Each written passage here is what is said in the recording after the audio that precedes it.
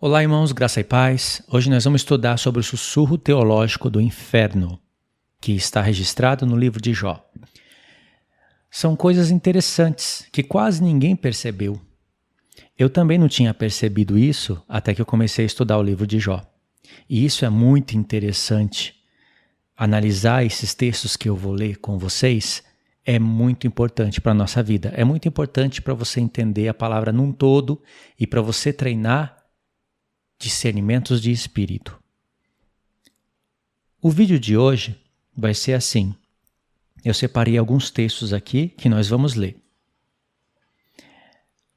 Não é um capítulo específico, como eu vou fazer no próximo vídeo. No próximo vídeo nós vamos estudar o capítulo 3 do livro de Jó. E essa parte do sussurro, do espírito que sussurra nos ouvidos de Elifazer, que dá origem a todo o debate, nós vamos estudar no capítulo 4. O que eu vou falar aqui vai aparecer no estudo do capítulo 4 também, mas aqui vai ter uma outra direção, tá bom? Então é o seguinte, Jó, ele tinha testemunho de Deus. Ele era um homem que Deus poderia olhar e dar um testemunho dele, e nenhum outro homem na terra tinha esse testemunho. Nenhum dos 3 amigos de Jó, e muito menos Eliú, que é o grande teólogo calvinista que engana a todos, até nos dias de hoje. Engana até as pessoas que fizeram atualizações na Bíblia, como eu já falei nos vídeos anteriores, né? Quando Eliú vai discursar por 6 capítulos, do capítulo 32 ao 38, as epígrafes, elas estão todas inclinadas para o discurso de Eliú. E se eu fosse ler para vocês o discurso de Eliú e fizesse uma entonação puxando para Eliú e colocasse uma música de fundo, eu enganaria todos vocês. Só quem tivesse atento iria falar, pera aí, tem algo errado nas palavras desse homem, ainda que sejam bem colocadas, bem encaixadas, bem teológica, sistematizada, bonita, com música de fundo, tem algo errado. E não é alguma coisinha. Tem algo muito errado em tudo isso. Esse discurso você pode ver hoje em homens do YouTube. É inevitável que eu não fale de algumas coisas aqui. Eu seria até um hipócrita, um negligente, se eu não falasse do calvinismo. Vocês vão ficar surpreendidos com essas coisas no livro de Jó. Porque muitos pensam que, e eu pensava também, que o calvinismo se originou lá com João Calvino. Eu estava errado, se originou com o Papa. Agora eu não lembro o nome dele, mas é ele que inspirou João Calvino. João Calvino sistematizou, ampliou o discurso e isso foi influenciando outros homens, né? Passou por Martinho Lutero antes, mas quem sistematizou mesmo e ganhou fama foi João Calvino. E depois isso foi inspirando outros pregadores, Charles Spurgeon, considerado o príncipe dos pregadores, e foi inspirando homens até hoje, de maneira que tem pessoas que engrandecem João Calvino hoje, reverendos, e você olha para o discurso deles, é tão hipócrita, mas são palavras bem encaixadas. Distorcem a palavra de Deus, jogam escuridão nos desígnios de Deus, como está escrito no livro de Jó, no capítulo 38, quando Deus espera Eliú, dá todo o seu show de hipocrisia, engrandecendo a Deus, falando de justiça, falando tudo isso daí, mas Deus vem e diz, quem que é esse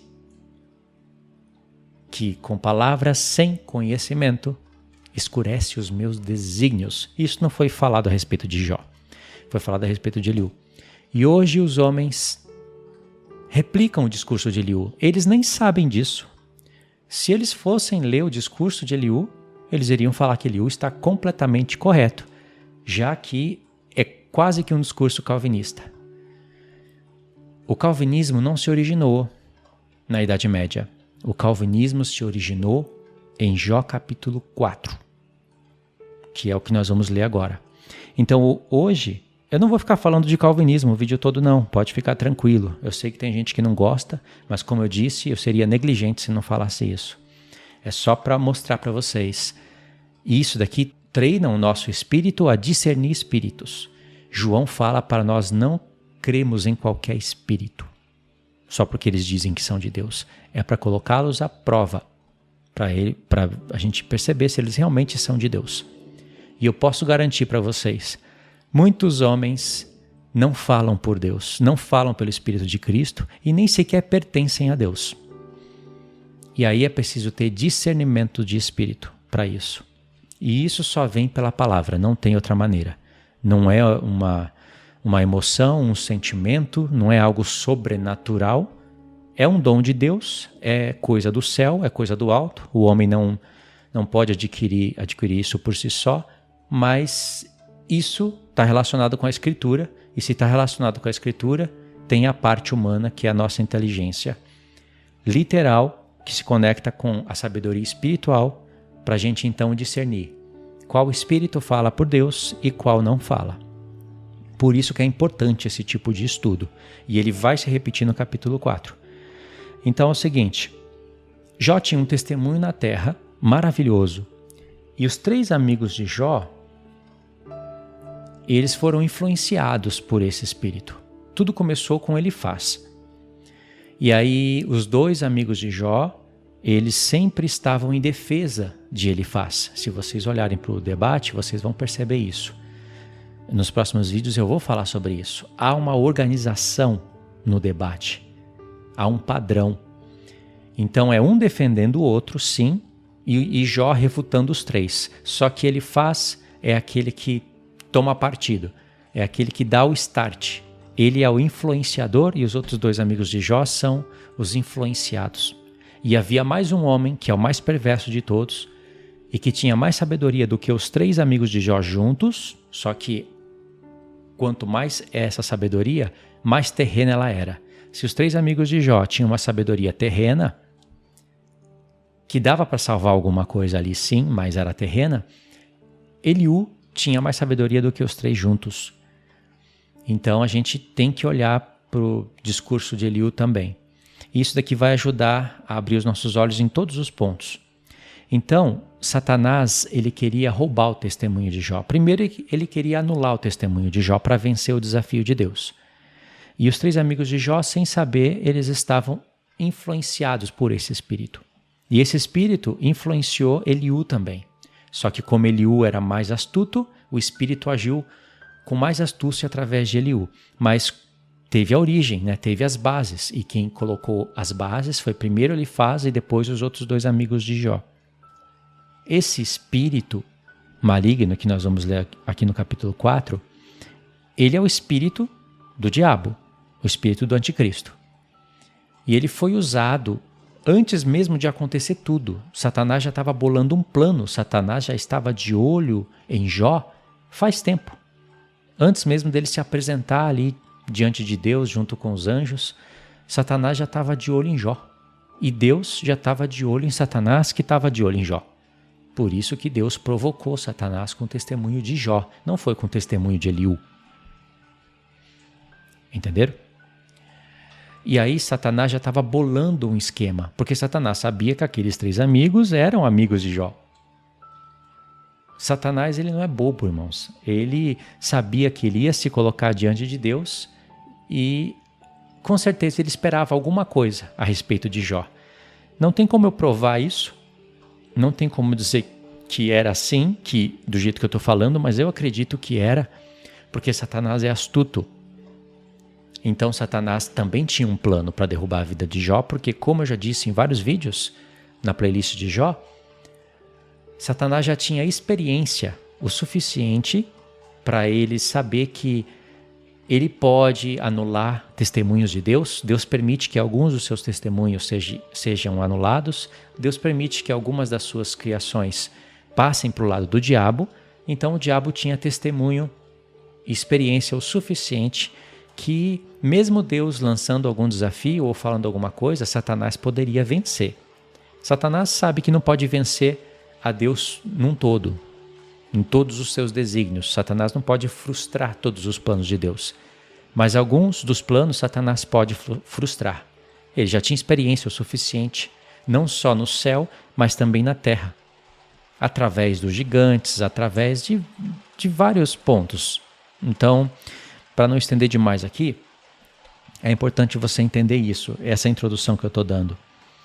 Então, os 3 amigos de Jó, eles já estavam criando argumentos ali no início para deixar a defesa de Jó sem sentido, incoerente. Eles estavam armando armadilhas para Jó, influenciados pelo espírito do anticristo, influenciado por esse espírito maligno que sussurrou nos ouvidos de Elifaz. Então eles queriam deixar os argumentos de Jó sem nexo. Eles queriam fazer que Jó se vangloriasse, que Jó pecasse. Eles não estavam com ciência disso. Eles não estavam querendo provocar a queda de Jó de propósito, e por isso também Deus levou em conta e não matou eles, entendeu? Não entregou eles para Satanás, envergonhou eles, mas Deus também amou os 3 amigos de Jó. Nós temos prova disso no final do livro. A respeito de Eliú, Deus já não fala nada. Mas o espírito maligno fez isso, ele criou tropeço para os 3 amigos de Jó e através disso queria que Jó tropeçasse. Eles queriam desbaratar todos os argumentos de Jó, mas não conseguiram. Mesmo Jó no estado que ele estava, um homem no estado de Jó, ele fica com o seu emocional completamente abalado, e Jó estava com o seu emocional abalado, com a sua vida toda destruída. E mesmo assim Deus deu forças para Jó. Sobre o debate tem muita coisa para falar. Eu fico até tentado em falar agora, mas até agora não consegui ler o texto. Então é o seguinte, eu vou ler textos e vou destacar a leitura. Então se prepara que o vídeo não vai ser tão curto, tá? Você vai ter que ter paciência. Então vamos começar com Jó capítulo 4.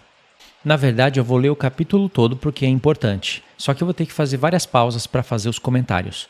Se eu ler tudo e depois voltar para falar, que isso é uma estratégia boa também, o vídeo vai ficar muito grande, já que eu quero ler o capítulo todo. Então eu vou ler aqui, vou interromper a leitura, vou explicar e depois vocês, lembrando do que eu estou falando, vocês vão ou ouvir o livro de Jó aí no aplicativo de vocês, ou vocês vão ler e vocês vão conseguir pegar mais coisas. Então tá, Jó capítulo 4 diz assim. Aqui vai ser a origem do debate. Elifaz é o que puxa todos os amigos, os outros 2 amigos contra Jó. Ele é o influenciador e por isso Deus vai repreender os 3 amigos de Jó, mas falando com Elifaz no final. Então respondeu Elifaz, o temita, e disse: Se tentarmos falar-te, enfadar-te-ás? Mas quem poderá conter as palavras? Elifaz já ficou encanado com Jó amaldiçoando o dia do seu nascimento. Olha só como o espírito maligno logo vai entrar em ação e vai começar a perturbar Elifaz. Veja que os 7 dias de sabedoria dos 3 amigos de Jó passaram, porque eles foram sábios por 7 dias. Sabe por quê? Porque eles ficaram calados. Porque eles ficaram ao lado de Jó. Eles não ficaram revezando um para um ir para casa, outro voltar, vai comer, volta, enquanto Jó estava ali naquela depressão, com a vida angustiada. Eles ficaram calados, sentindo a dor de Jó. E isso foi sabedoria e foi compaixão. E Deus levou em conta esses 7 dias. Esses 7 dias fizeram toda a diferença para Deus aceitar os 3 amigos de Jó no final. Deus aumentou o amor deles, que era bem pouco, a sabedoria deles, que era pouca, e aumentou o testemunho deles, que não tinha quase nenhum. O livro de Jó não fala isso que eu estou falando com todas as palavras, mas nós temos que meditar. Se coloca no lugar dos 3 amigos de Jó, vivencia toda a história, olha para o final do livro e você vai entender o que eu estou falando. Jó, pelo contrário, amava a Deus, tinha sabedoria, tinha temor, Mas Deus precisava aumentar tudo isso na vida de Jó. Tinha testemunho, tinha obras, e Deus aumentou isso na vida de Jó. Eu não sei o que fala mais. Os 40 e poucos capítulos do livro de Jó, os 42 capítulos do livro de Jó, ou os capítulos que não existem. Porque os 42 capítulos do livro de Jó, eles falam mais ou menos de 70 anos da vida de Jó. 70. Um dia nós vamos olhar para isso daí. Se eu for falar agora, eu me perco. E os capítulos de Jó que não existem, fala de 140 anos da vida de Jó, o dobro de 70. E nesses 140 anos tem coisas extraordinárias que não estão escritas literalmente, mas elas estão dentro das letras que nós vamos ler. Elas estão contidas dentro da história. E isso é magnífico. Agora volta para o texto. Vamos voltar para o texto, que eu nem comecei a ler. Verso 3. Eis que ensinaste a muitos e esforçaste as mãos fracas. Ó, ele faz... Você está vendo aqui que ele faz, conhece as obras de Jó. Só que ele faz, vai tacar na cara de Jó. Presta atenção. As tuas palavras levantaram os que tropeçavam, e os joelhos desfalecentes fortificaste. Mas agora a ti vem e te enfadas, e tocando-te a ti, te perturbas. Porventura, não era o teu temor de Deus a tua confiança e a tua esperança a sinceridade dos teus caminhos? Isso daqui, irmãos, é uma tacada na cara. Em outras palavras, ele está falando, você não ensinava para todos que o temor de Deus era aquilo que você confiava? Confiança é fé. Que fé consiste em temer a Deus? Ó, e a tua esperança, a sinceridade dos teus caminhos? Qual é a sinceridade dos caminhos de Jó? Ajudar os pobres, fortalecer as mãos fracas, os joelhos fracos, ajudar todos. Jó era o maior homem do Oriente, para você ter uma ideia. Não fala que ele é o maior homem do Ocidente, porque deveria ter homens grandes no Ocidente. Mas nenhum dos homens do Ocidente tinha testemunho de Deus. Jó era o maior em riqueza do Oriente. É isso que a palavra está falando. Mas o maior homem do mundo, porque é o único que alcançou esse testemunho de Deus. Ora, se Eliú fosse tão bom assim ao ponto de convencer Jó dos seus pecados, Deus iria provocar Satanás com Jó e com Eliú. E muito mais com Eliú, porque Eliú não cai, né, não se vangloria, não se acha autossuficiente, aquela coisa calvinista podre, e Jó já começa supostamente a fazer isso. Então Eliú teria mais testemunho que Jó, no caso. Mas não é isso que a palavra está dizendo. Jó é o único que tem esse testemunho, ele é o maior homem do Oriente em riqueza e o único na terra que Deus pode dar esse testemunho. Entendeu? E isso é temer a Deus. Jó ensinava para todos que aquilo que ele fazia era temor de Deus. E isso daqui é a introdução do próximo estudo, que é no capítulo 3. Que é lindo também. E ele reconheceu isso e está atacando na cara de Jó, já que está muito claro para eles que Jó, na verdade, era um pecador. Ou que Jó pecou e aí a desgraça veio sobre a vida dele. Olha só, o tanto de coisa para a gente falar só no verso 4. Agora vamos no verso 5. Mas agora te vem e te enfadas, e tocando-te a ti, te perturbas. Porventura não era o teu temor de Deus a tua confiança e a tua esperança a sinceridade dos teus caminhos? Ok, gancho para o verso 7, né? Lembra-te agora, qual é o inocente que jamais pereceu? E onde foram os sinceros destruídos? Outra tacada na cara.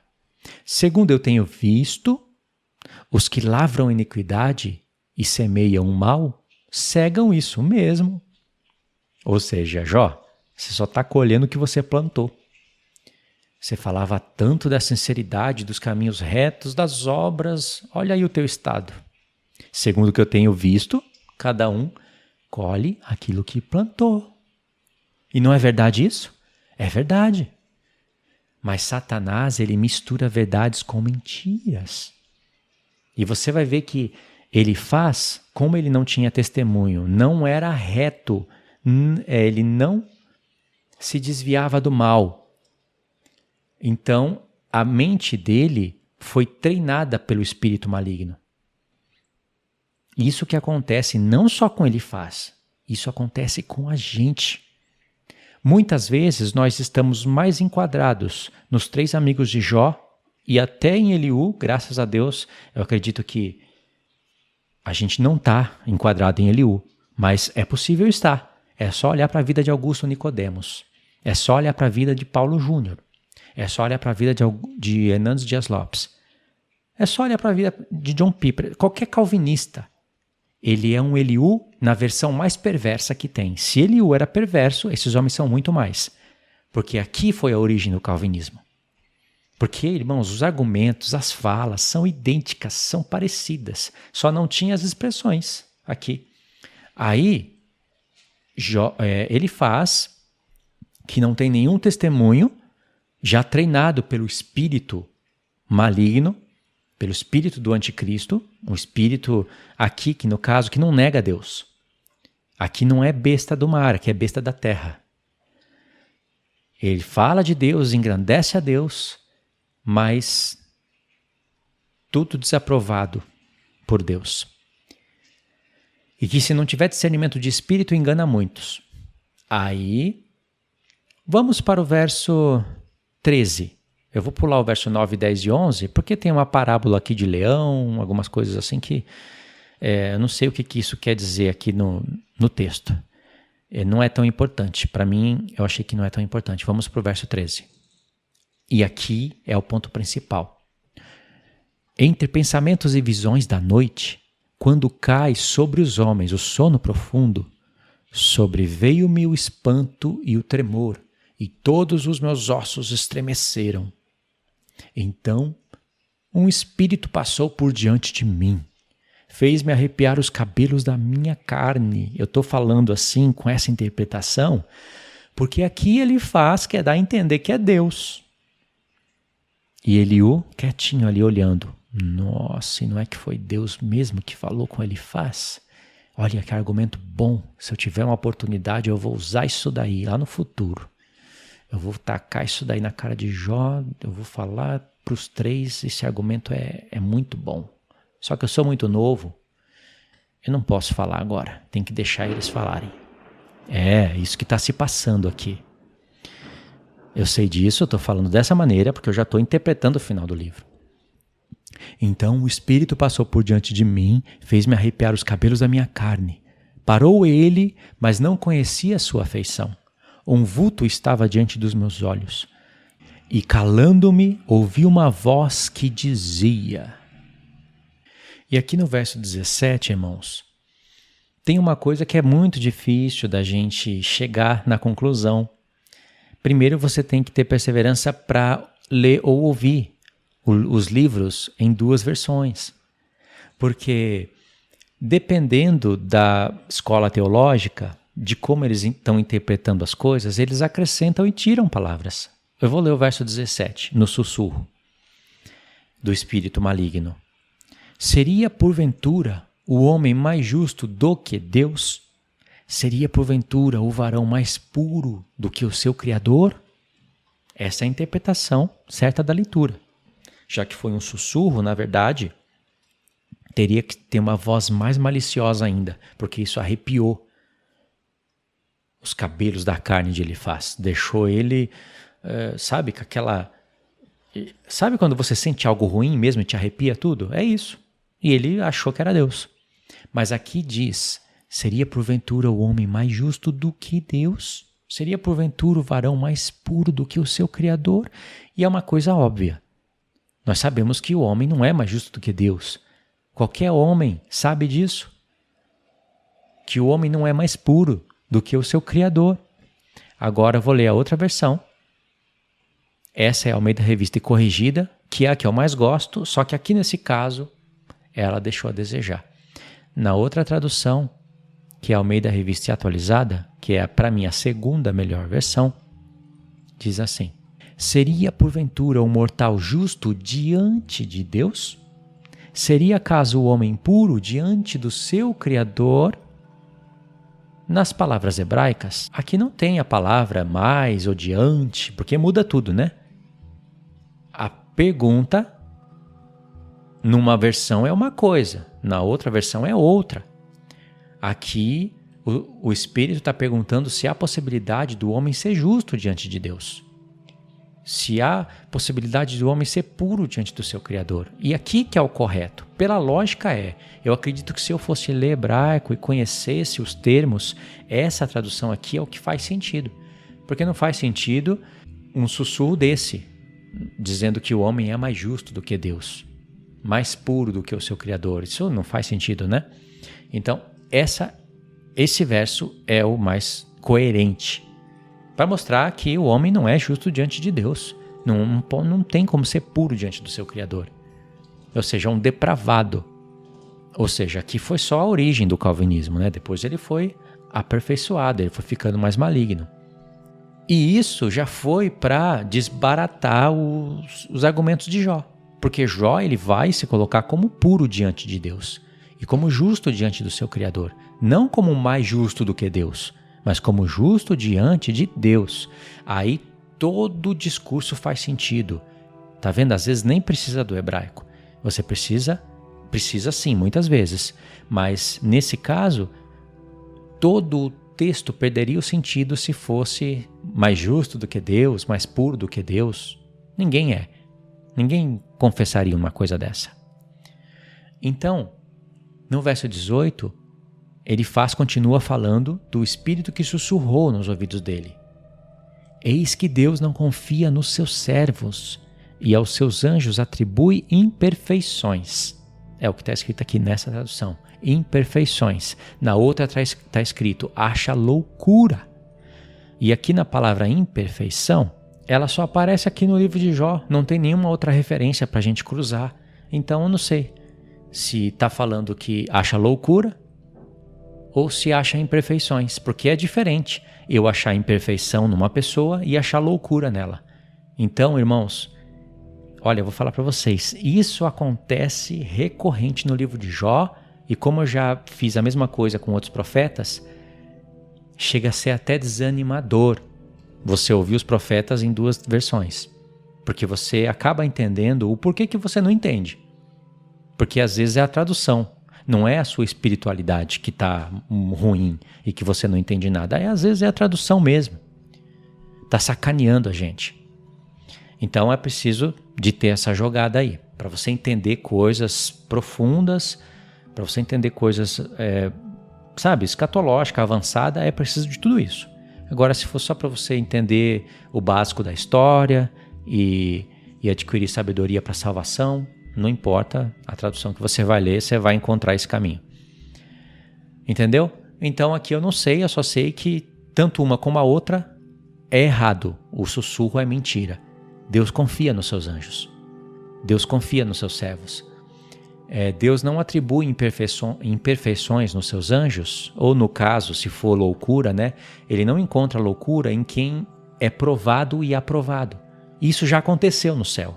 E o próprio espírito maligno que está aqui sussurrando sabe disso. Que Deus encontrou, sim, imperfeições nos anjos, naqueles que foram provados e reprovados. Ou, no caso, loucura, né? Encontrou. Mas nos anjos eleitos, Deus confia. Então lembra que eu falei nos vídeos anteriores que Satanás tinha muito mais intenções malignas por detrás de todo o roteiro? Não era só tirar o testemunho de Jó. Satanás queria arrebatar mais anjos do céu, deixar mais dúvidas. Não, Deus confia nos seus anjos, eles foram aprovados. Porque já pensou você estar diante de Deus, adorando a Deus e Deus olhando para você e, sabe? Eu não confio em você não. Eu atribuo imperfeições em você. Vai cantar mais para lá que está me incomodando. Quem ia adorar um Deus desse? Verso 19. Aí diz assim, quanto mais aqueles que habitam em casas de barro, cujo fundamento está no pó, e são esmagados como traça. A comparação parece até justa, né? Se Deus não confia nos seus anjos, quanto mais em homens de barro. E de fato, Deus não confia em homens. Só que há a possibilidade do homem ser justo diante de Deus, ser puro. O livro já começou com esse testemunho. Jó é reto, íntegro e se desvia do mal. Precisava de ter sabedoria aumentada, de ter o seu amor aperfeiçoado, que é o tema do capítulo 3. Precisava de ter o discernimento de espírito aumentado, e Jó teve tudo isso. Deus trabalhou em todas as áreas de Jó. E o poder de Deus ia se aperfeiçoando na fraqueza de Jó. Que isso é tremendo. O amor de Jó, tudo ia se aperfeiçoando na fraqueza. Paulo disse que o poder de Deus se aperfeiçoava na fraqueza dele. Mas não é só porque ele não falou mais coisas que é só o poder. O amor de Deus se aperfeiçoou em Paulo, na fraqueza. Não na prosperidade, é na fraqueza que vem a perfeição. Por isso que a grande tribulação é necessário. Porque o amor, a sabedoria, o temor, tudo será aperfeiçoado no povo de Deus. E o livro de Jó é tremendo para o tempo da grande tribulação. Uma hora ou outra a gente acaba chegando lá, porque esse vai ser o fim do livro, né? Vai ser o fim do estudo de Jó, o momento da grande tribulação, nas duas testemunhas. Então, olha só o espírito, o que o espírito maligno fez. O texto não fala que é maligno, mas a gente sabe que são contradições malignas e que tudo, essas palavras iniciais aqui que eu estou demorando nelas, né? Mas eu estou esmiuçando bem. Essas palavras iniciais, elas vão ser usadas, replicadas em todo o discurso. Esse tema aqui vai ser colocado contra Jó em 4 ou 5 momentos, e o último momento vai ser Eliú que vai fazer isso daqui. Então, você vê que já começou, esse daqui é a mente, a mentalidade de todo o discurso, e Jó vai refutar isso.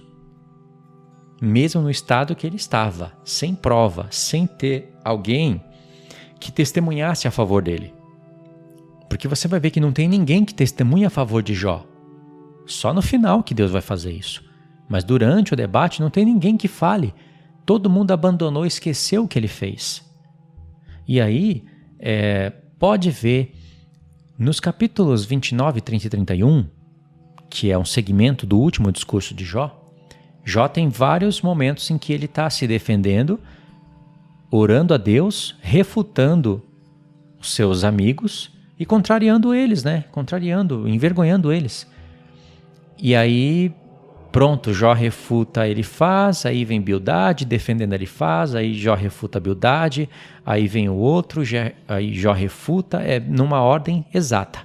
Fala Elifaz, fala Bildade e o outro esqueci o nome agora. Mas é assim, vai nessa sequência. Só que no final, Jó vai discursar por 6 capítulos, sem interrupções. E aí ele vai dar um show de sabedoria. Jó estava quase matando toda a charada. Só que depois que Jó fala por 6 capítulos, vem o Eliú, o Bambambam, falando por 6 capítulos também, querendo refutar tudo que Jó falou. E depois, Eliú fica quieto, achando que Jó ia se render, e aí vem Deus. Entendeu, irmãos? Aqui foi o capítulo 4. Então, verdades e mentiras misturadas, esse espírito maligno é o que trabalhou na vida de Elifaz, antes mesmo de tudo acontecer, influenciou todo o debate, ou seja, é Satanás aqui. Certo? Ou seja, aqui está a prova de quem é Eliú. Se Eliú usou todas essas palavras aqui no seu discurso, Eliú estava envolvido com esse espírito. Eliú não estava envolvido com o Espírito de Deus. Porque Eliú falou exatamente essas coisas aqui.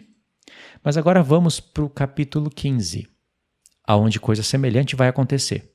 Diz assim: Então respondeu Elifaz o teemita e disse, aqui é outra vez Elifaz, porventura dará o sábio em resposta a ciência de vento e encherá o seu ventre do vento oriental? Elifaz aqui está bravo porque Jó havia refutado Zofar, que havia defendido Bildade, que havia defendido Elifaz. Então o discurso dá a volta. Ele começa com Elifaz, vai para Zofar, vai para Bildade e volta para Elifaz.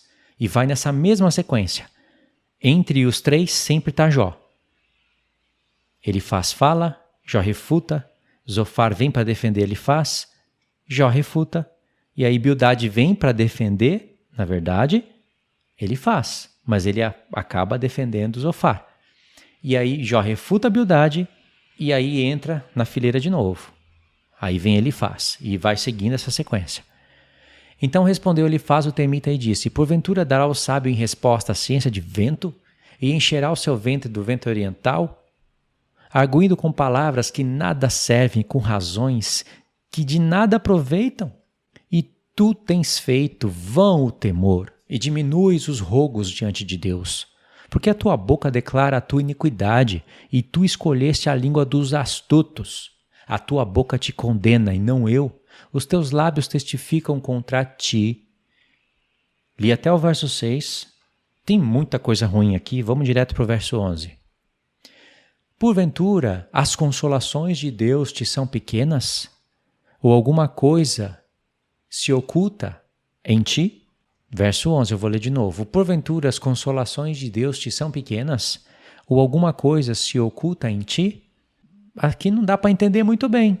Mas quando você compara com a outra tradução, você entende bem o que está querendo dizer aqui.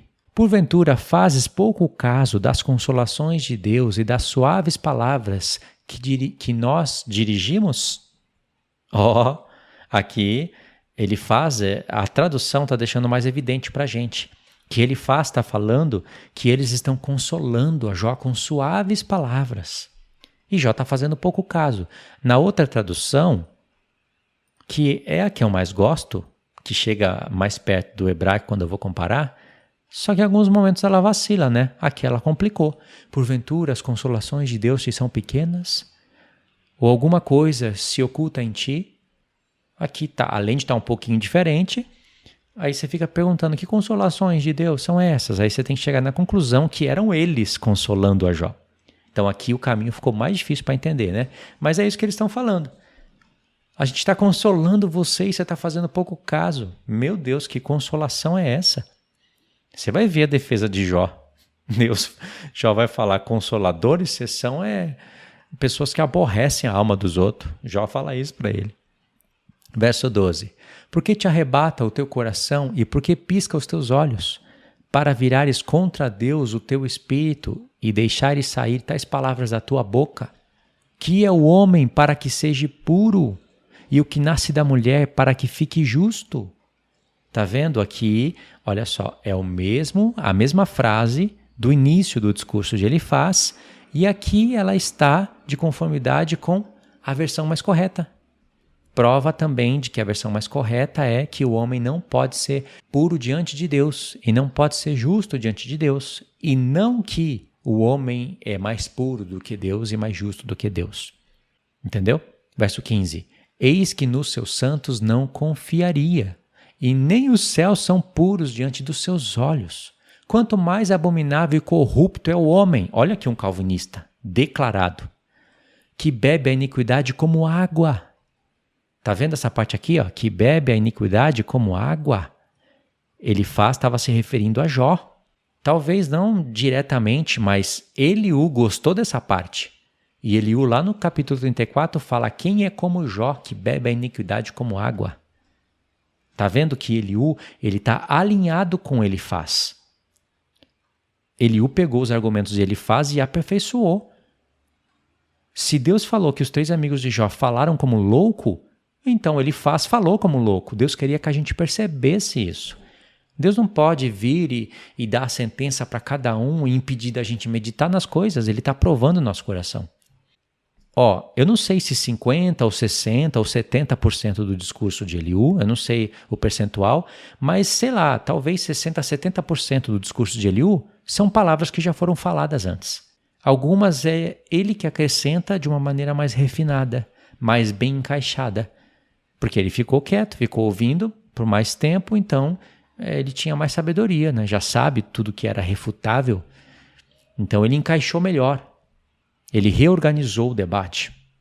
E não foi impedido, né? Não deu tempo para Jó ficar impedindo. Ele ficou falando. Ele não fez uma pausa.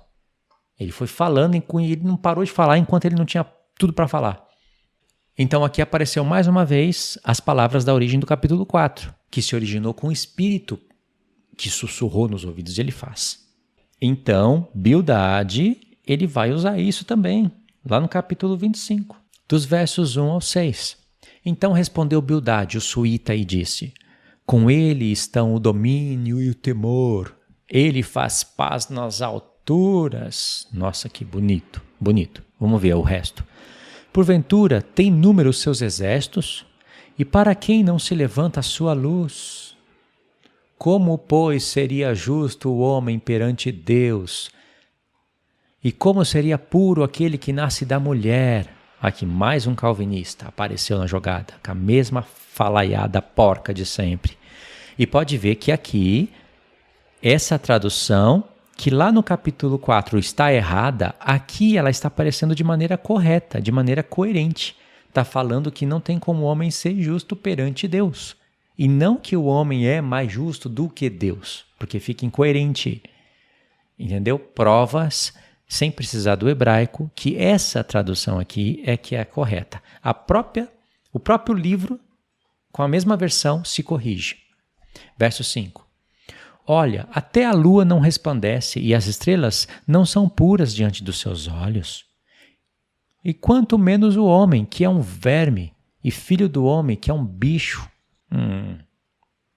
Tudo bem, tem expressões assim na palavra.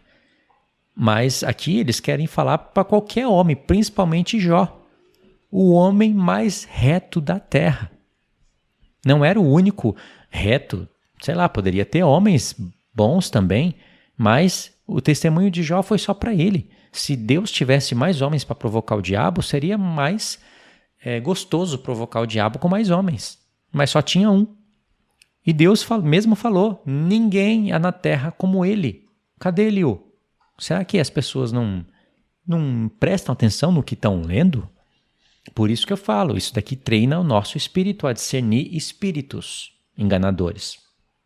Você vê que apareceu já pela terceira vez, né? Em Jó 4, que é o espírito que sussurrou, e Elifaz falou, em Jó 15 e em Jó 25. Agora, Jó 35, as palavras de Eliú. Respondeu mais Eliú e disse: tens por direito dizeres, maior é a minha justiça do que a de Deus? Mas já distorceu o discurso de Jó. Jó nunca falou isso. Porque disseste, de que te serviria, que proveito teria mais do que o meu pecado? Eu te daria a resposta a ti e aos teus amigos contigo. Eliú falando, né? Ele distorceu o discurso de Jó. E Jó não vai interromper ele aqui falando, peraí, o que você está falando, homem? Quando que eu falei isso? Jó não vai interromper. Jó, ele é um homem, irmãos, esse é um verdadeiro cavaleiro. É um homem elegante, um homem que agradou a Deus até nesse momento aqui. Falou algumas coisas sem entendimento, sim.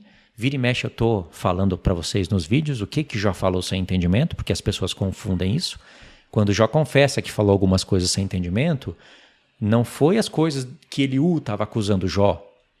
Porque senão os três amigos de Jó não poderiam ser chamados de loucos por Deus, porque Eliú falou a mesma coisa, só que um pouquinho mais pesado. Então aqui, Eliú está dizendo, atenta para os céus e vê, e contempla as mais altas nuvens, que estão mais altas do que tu.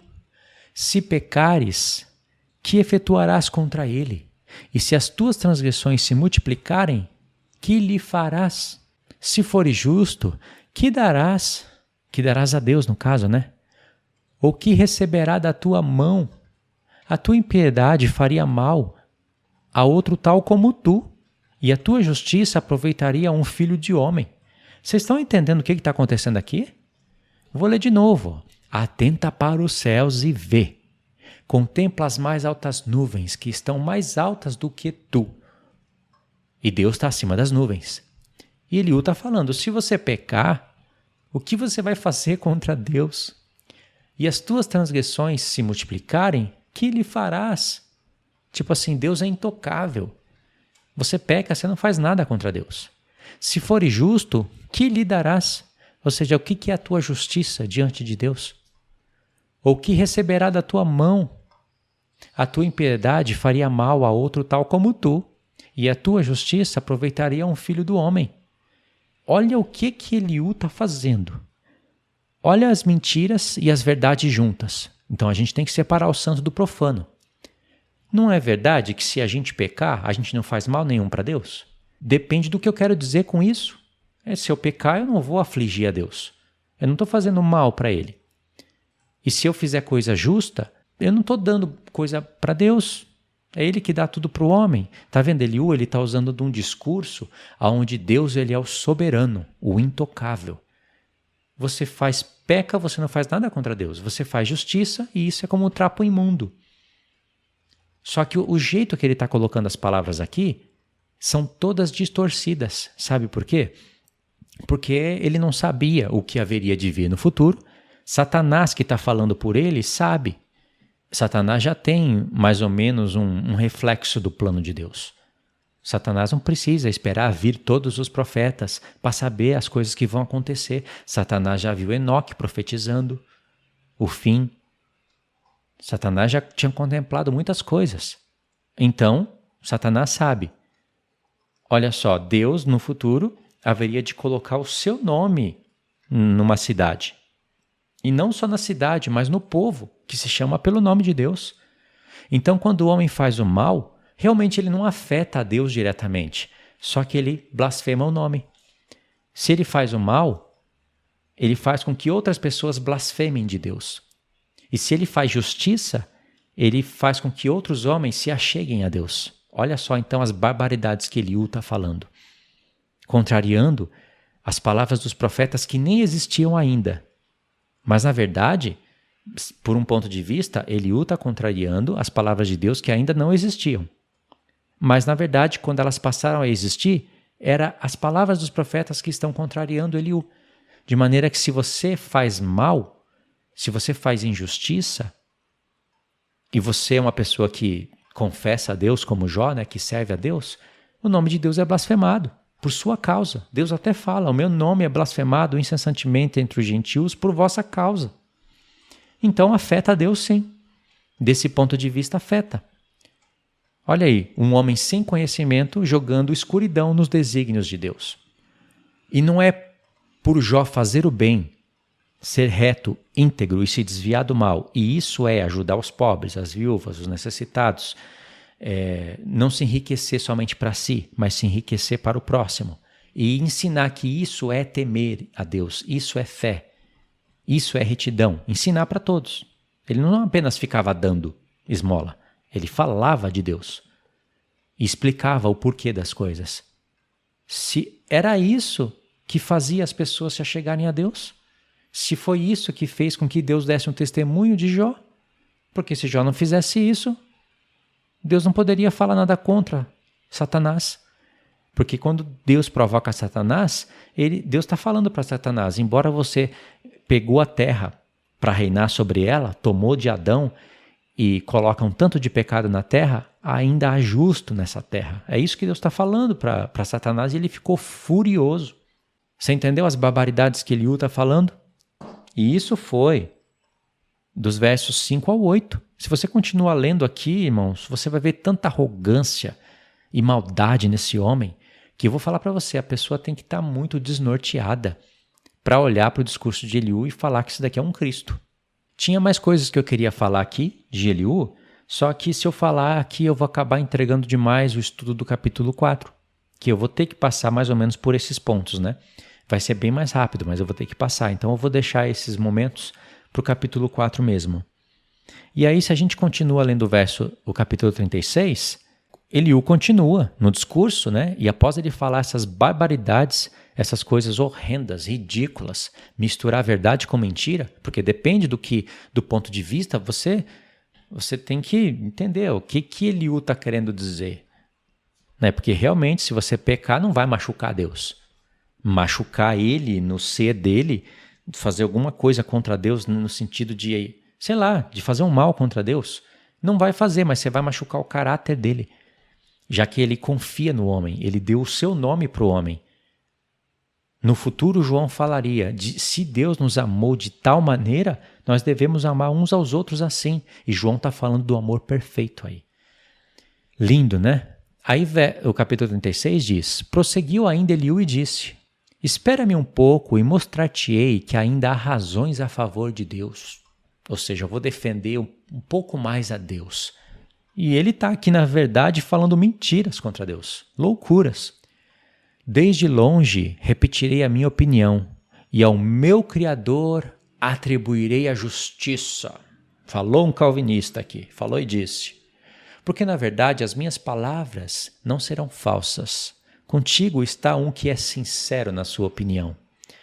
Essa tradução aqui ainda está sendo mais maleável. Olha a outra versão que diz. Porque, na verdade, as minhas palavras não são falsas e contigo está o que é senhor no assunto. Oh, poderoso Eliú. É, na verdade, uma besta da terra.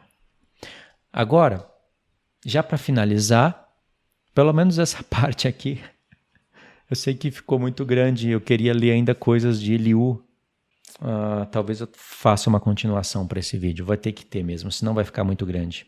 Mas eu vou fechar no capítulo 22, senão vai ficar sem fim aqui. No capítulo 22, diz assim, e eu vou ler tudo. Então respondeu Elifaz, o teemita, e disse, porventura o homem será de algum proveito a Deus? Antes, a si mesmo o prudente será proveitoso.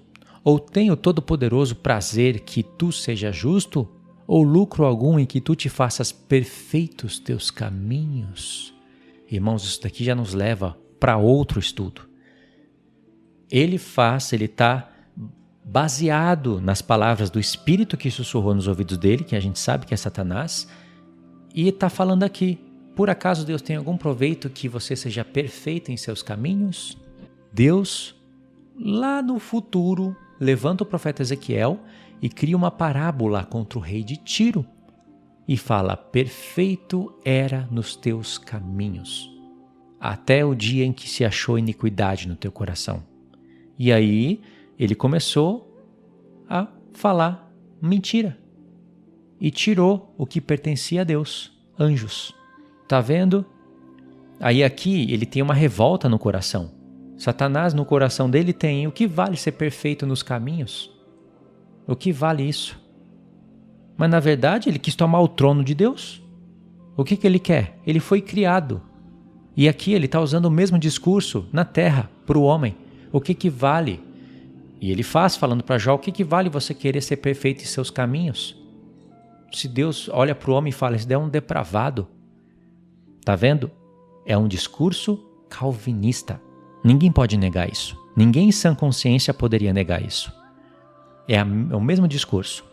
A diferença é que o calvinismo agora, depois de alguns séculos, alguns milênios depois desse evento, ele foi um pouquinho mais aperfeiçoado. Então, o homem pode ser justo diante de Deus se Deus amou ele antes da fundação do mundo e decretou que ele fosse salvo.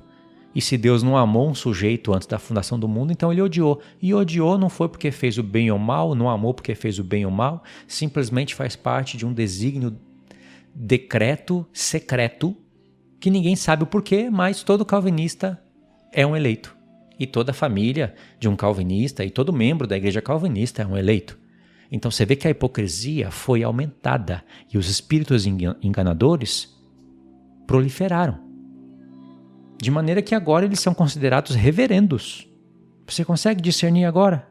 Tudo que eu falo num vídeo estava dentro da palavra o tempo todo, em livros antigos.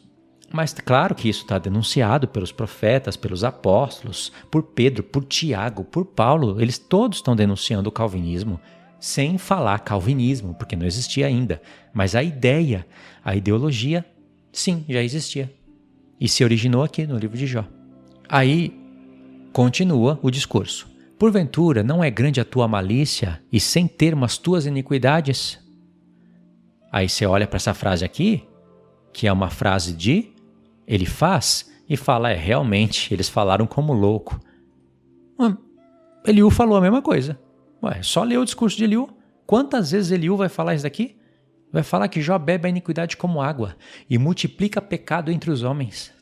Porque penhoraste a teus irmãos sem causa alguma, e aos nus despojaste das vestes. Olha agora, ele faz, presta atenção nisso, irmãos, quando a pessoa só quer refutar, ela se torna uma hipocrisia tão grande que o discurso dela já entra em contradição e ela nem percebe mais. Olha só, porque penhoraste os teus irmãos sem causa alguma, e aos nus despojaste das vestes. Não deste água a beber ao cansado, e ao faminto retiveste o pão. Olha do que ele faz, está acusando Jó. Mas para o violento era a terra, e o homem tido em respeito habitava nela. As viúvas despediste vazia, e aos braços dos órfãos foram quebrantados. Por isso é que está cercado de laços, e te perturbou um pavor repentino. Olha só, irmão, que hipocrisia. É só Deus mesmo para salvar um homem desse, porque eu já teria lançado ele no lago de fogo aqui nesse momento. Já vi um fogo do céu, eu queimava ele inteirinho já. Olha só, no capítulo 4, esse homem está falando: Jó, você não era que fortalecia os braços do cansado, os joelhos, e cuidava das pessoas? Tudo bem, alguém pode falar que ele não cria nisso. Ele estava atacando algo na cara de Jó que Jó supostamente falava, mas não, eles eram amigos de Jó, eles sabiam. Jó era o maior homem do Oriente, tendo o testemunho de todos. Então ele sabia o que estava falando no capítulo 4. E aqui ele está querendo roubar o testemunho de Jó. Está falando, na verdade, era tudo que você fazia, era uma novela.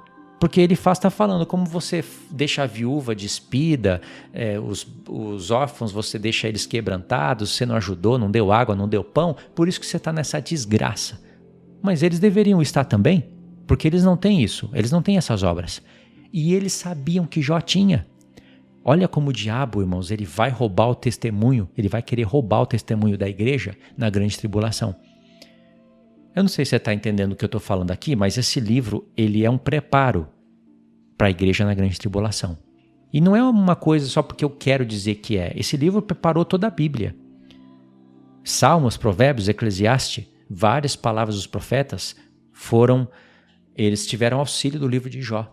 Então, não tem como provar isso agora, mas eu já falei em alguns vídeos passados, né? Não provei tudo, mas é só você olhar o livro de Jó e a própria Bíblia vai te dar várias referências dos profetas. Qual é o profeta que não leu Jó? Quando você lê Jó, dá uma paradinha não, lê tudo e depois lê Eclesiastes. Você vai falar, eu estou lendo Jó ou estou lendo Eclesiastes? Você vai ver Salomão usando a sabedoria de Jó com mais sabedoria no futuro. Já que o tempo avançou, né, que tinha mais história, que tinha mais livros, tinha mais profetas, tinha a Torá, então tinha que ter mais sabedoria mesmo. Só que Jó não fez o que Salomão fez, né? Jó fez aliança com seus olhos. Salomão não fez. Então, verso 12. Porventura, Deus não está nas alturas dos céus? Olha para a altura das estrelas, quão elevadas estão. E dizes, que sabe Deus disso? Porventura julgará por entre a escuridão? As nuvens são o esconderijo dele, para que não veja, e ele passeia pelo círculo dos céus. Porventura consideraste a vereda do século passado, que pisaram os homens iníquos? Irmãos, aqui eu não vou nem ficar trocando de uma tradução para outra, que o negócio chega a ser irritante. Aqui a história está falando uma coisa, na outra versão está falando outra. É irritante, viu? Olha só. Porventura consideraste a vereda do século passado, que pisaram os homens iníquos? Eu li o verso 15. Agora eu vou ler na outra tradução. Isso é para ninguém ficar falando mal do livro de Enoque, que fala que tem traduções, que está diferente um do outro. Tá, o livro de Jó está na sua Bíblia. Olha o tanto de exemplo que eu estou dando, fora aqueles vídeos passados que eu dei os exemplos, né? Então, verso 15 de novo. Queres seguir a rotina antiga que os homens iníquos pisaram? Aqui, Jó está sendo acusado de querer andar nos passos dos homens iníquos, no verso 15. Verso 16. Estes foram arrebatados antes do tempo, e o seu fundamento uma torrente o arrasta. Na outra tradução, diz, porventura consideraste a vereda do século passado, que pisaram os homens iníquos? Aqui é apenas uma pergunta. Verso 16. Eles foram arrebatados antes do tempo, sobre o fundamento um dilúvio o derramou. Aqui já fala de dilúvio, né? Será que eles estão fazendo uma alusão à história de Noé? Bom, a palavra aqui, numa tradução diz dilúvio, na outra diz torrente, e não me levou para nenhum texto de Noé, mas sei lá, pode ser uma alusão.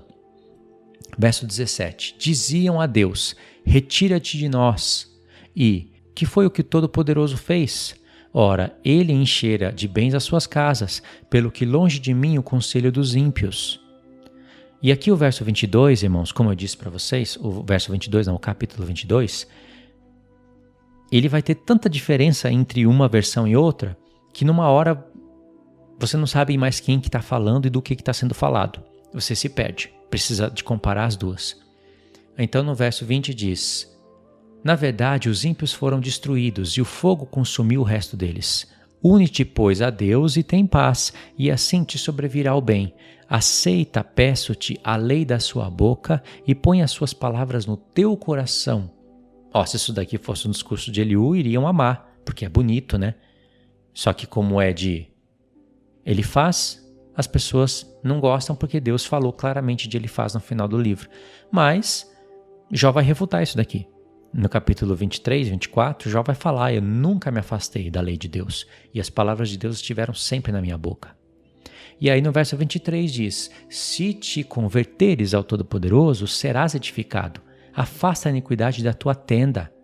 Então amontoarás ouro como pó e ouro de Ofir como pedras dos ribeiros.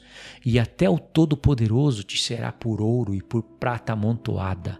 Porque então te deleitarás no Todo-Poderoso e levantarás o teu rosto para Deus. Tu orarás a Ele e Ele te ouvirá e pagarás os seus votos.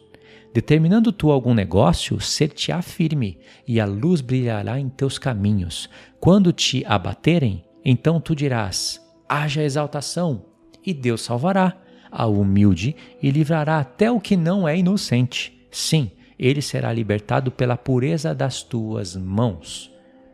Olha aqui, discurso bonito, contraditório, estranho, sinistro, né? Porque agora a pureza das mãos está sendo levada em conta. Mas então ele precisa se arrepender dos pecados que ele não cometeu. E Jó vai se defender disso. Eu não vou ler, mas Jó vai se defender de tudo isso. E Eliú vai catar essas palavras aqui, vai Ctrl+C e Ctrl+V e vai falar: Jó, a tua pele vai ficar renovada como a de um bebê, a tua luz brilhará se você se arrepender. Aí as pessoas olham isso e falam: realmente se cumpriu. Olha, Jó reconheceu a sua soberba, a sua vanglória, a sua autossuficiência, se converteu da sua loucura, porque ele ouviu Eliú e realmente o que Eliú falou aconteceu. Irmãos, Eliú só está imitando o que ele faz, está falando para Jó. E na verdade, tudo isso aqui aconteceu com Jó e muito mais, não porque ele se arrependeu. Deus fez tudo isso na vida de Jó e muito mais pelos caminhos de Deus. Jó não tinha que se arrepender de nada. Jó só tinha que permanecer firme até o fim e não pecar. Então Deus envergonhou os amigos dele. Fez tudo isso acontecer com ele e muito mais, não pelo caminho que eles estavam propondo, mas pelo caminho que Jó estava propondo. Porque Jó, ele começou... meu Deus, isso daqui é muito bonito e é muito difícil de falar, toma tempo. Mas esse debate aqui, irmãos, ele foi, por um lado, você pode dizer que veio por Satanás. Sim, é verdade. Todo o argumento do debate é Satanás que está influenciando aqui. Mas, por outro lado, você pode ver que esse debate aqui foi gerado por Deus. Deus permitiu que esse debate acontecesse e fez com que ele acontecesse. Então não é contradição. Isso tem exemplos como esse, tem em toda a palavra, onde Deus permite e faz acontecer, e por um lado Satanás está agindo, por outro Deus está agindo. É isso que está acontecendo aqui, e isso foi fortalecendo a vida de Jó. Se não houvesse debate, e se os amigos de Jó ficassem apenas calados, nada disso aconteceria. Por isso que eu digo que é muita sabedoria da parte do Senhor. O amor deles não seria aumentado, a sabedoria deles não seria aumentada, eles não seriam corrigidos, Jó não aprenderia as coisas que deveria aprender, não teria o amor aperfeiçoado, e Jó entregaria o seu espírito. Assim, desistindo da vida, porque ele desejou sinceramente morrer. Só que depois ele foi recobrando esperança. Conforme os amigos dele iriam acusando ele iria se defendendo e foi encontrando motivo para viver. Por isso que ele fala, ele pede Deus como testemunha, ele acredita que Deus haveria de vir em julgamento dele. É muito bonito isso, irmãos, e tem os textos que nos iluminam para entender isso. Entendeu? Por um lado, você vai ver Jó falando, a mão de Deus me tocou, a mão de Deus está contra mim. Quem dera Deus soltasse a sua mão e acabasse logo com a minha vida para acabar com o meu sofrimento. Por outro lado, você vai ver que é a mão do diabo que está fazendo isso. E o diabo mesmo falou, estende as tuas mãos contra Jó e você vai ver se ele não blasfema. E Deus fala, ele está em tuas mãos. Entendeu? Então, é realmente uma briga de verdade contra mentira. Um conflito onde Deus é o Todo-Poderoso, é soberano, é magnífico, é excelente, mas Ele quer mostrar para o céu e para a terra que homens servem a Ele com seu poder de escolha, porque isso sim é vergonha para o diabo. Então é muito bonito, né? Deixa eu ver até onde eu fui aqui. Então eu li o capítulo 22 todo. E por que eu li o capítulo 22? Porque Jó, deu uma louca nele, ele começou a contrariar os seus próprios argumentos. Ele começou a desfazer aquilo que ele havia falado no começo e começou a querer arrebatar os testemunhos de Jó. E isso é o que força Jó a ter que contar a sua história. Jó não chegou logo de cara falando, vocês não sabem quem que eu sou, não? Vocês não sabem o tanto de obra que eu fiz? Jó não chegou falando isso. Jó esperou até o fim para ter que falar isso. Forçaram ele a falar isso. Não tinha um que testemunhasse a favor dele. E Jó até fala, todos aqueles que eu ajudei me abandonaram, que fica até como uma figura da vida de Cristo na terra, né? Todos os que Jó ajudou quando era príncipe, quando estava no seu estado de glória, abandonaram ele. Não tinha ninguém para testemunhar, para falar, nossa, esse homem foi luz na minha vida, esse homem ajudou minha família. Todos abandonaram Jó. E os únicos que ficaram foram os 3 amigos de Jó para atormentar a vida dele. Então Jó ele foi forçado a ter que contar a sua história, induzido pelo Espírito. E quando ele contava a sua história, a vida de Cristo, antes de se fazer carne, quando se faz carne, apareceu ali, na vida de Jó. E é justamente os capítulos que os homens aí, os teólogos, pegam para acusar Jó e para ficar do lado de Eliú. Porque quando Jó falava das suas boas obras e contava a sua história, Eliú se enfureceu. Isso que provocou a ira em Eliú. Primeiro, porque ele olhou para os 3 amigos e eles estavam calados, não tinha mais o que falar. Vou falar o quê? Já foi tudo refutado. Os 3 amigos de Jó ficaram quietos, não porque eles falaram assim, não adianta falar para isso daí, ele não vai ouvir a gente já ensinou, refutou e ele não ouve. Não foi por isso, foi porque eles ficaram envergonhados, não tinha mais resposta. Então Eliú ficou uma fera, e aí Eliú veio e entrou, porque na cabeça de Eliú, na cabeça depravada dele, na cabeça calvinista dele, ele estava querendo ser mais justo do que Deus. Então aqui, irmãos, eu paro o estudo, mas a gente tinha que ler as palavras de Jó no capítulo 29, alguns versos no 30 e no 31, para entender o discurso, um pouquinho do discurso de Eliú e fechar o vídeo. Mas eu vou fazer isso na parte 2, porque essa parte já ficou enorme, mas é assim mesmo que vai ficar. O capítulo 3 e 4 ele está mais organizado, né? Então vão ter textos do Novo Testamento encaixados, vai ser um vídeo que vai dar para comprimir um pouco mais. Deixa os comentários, porque eu quero saber se vocês entenderam direitinho, né? E eu vou deixar os textos que eu usei no comentário fixo. Esse vídeo não tem o porquê ter mapa mental, então vou deixar ele no comentário fixo, vocês vão ler os textos específicos, vai recapitular o vídeo e pronto, vocês vão entender aonde que isso treina a nossa vida. Talvez você já tenha lido esses textos, né? Mas quando alguém fala, fica melhor, de melhor entendimento para a gente meditar. Tá bom, irmãos? Então tá, muito obrigado por ter acompanhado o estudo até aqui. Por mim, eu ficaria muito tempo no livro, tem muita coisa para ser falada e realmente ainda tem bastante vídeo pela frente. Mas já está na hora de passar para outro estudo, né? O livro de Jó, não vou esquecer nunca mais, sempre vai estar na minha mente, no meu coração, porque é um livro que realmente me maravilhou.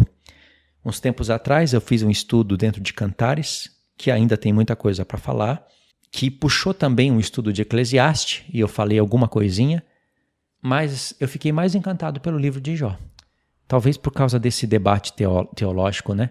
Mas ainda nós vamos fazer um estudo onde a gente consiga falar de tudo, todos esses livros juntos. É muito bom. É o mesmo prazer de falar e entender sobre as duas casas de Israel, as festas, junto com as duas testemunhas no Apocalipse, cruzando tudo com tudo. É prazeroso isso. É difícil para outras pessoas entenderem a nossa mentalidade. O que a gente está falando parece até loucura para outras pessoas, e eu entendo por quê. Imagine você ou eu, alguns anos atrás, se encontrando com alguém falando de duas casas de Israel, de grande tribulação, de festas, cruzando várias linhas do tempo, falando das duas testemunhas, falando do Apocalipse, da marca da besta, de deserto, tudo numa pancada só dentro de um estudo. Enlouquece a gente. Não a gente aqui. A gente agora sente prazer nisso. Mas as pessoas que nunca ouviram falar, que estão destreinadas, que estão esperando um arrebatamento secreto e que não sabem o que tem na Bíblia até hoje, geralmente as que estão no templo, elas ficam doidas, acham que a gente está até louco. Mas elas não sabem a loucura que elas vivem dentro das igrejas, por não ouvirem, não entenderem essas coisas. E aí dá para a gente já entender como as pessoas ficaram perturbadas no tempo da grande tribulação sem saber do que está acontecendo. A única coisa que elas vão saber é que Jesus não veio. Aí a besta da terra faz o papel delas, né? Para arrebatar o quanto de pessoa conseguir para o seu reinado. Mas o livro de Jó é um livro que vai influenciar muito a nossa vida, porque é um livro que treina a gente para o momento da grande tribulação. Tá bom? Então tá, irmãos, um abraço, tá? Fiquem na paz. Deus abençoe.